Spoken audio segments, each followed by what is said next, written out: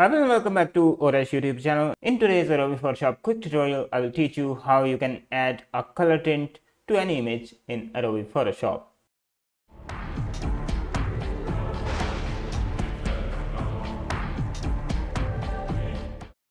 First, you will open up the image you want the tint effect to be applied. Then create a new layer by going to the layers panel and click create a new layer. Now make sure your foreground color is something like red, blue, green, whichever you want the color of tint, and then click OK.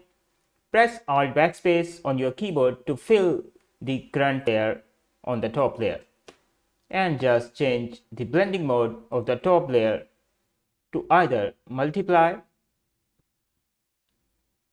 color dodge, overlay, or color. But in the case of this image, I think multiply works best. Then you can press Ctrl U to bring up the hue saturation dialog box and change the hue to your favorite color. You can also adjust the lightness or darkness to make it look more bright or dark.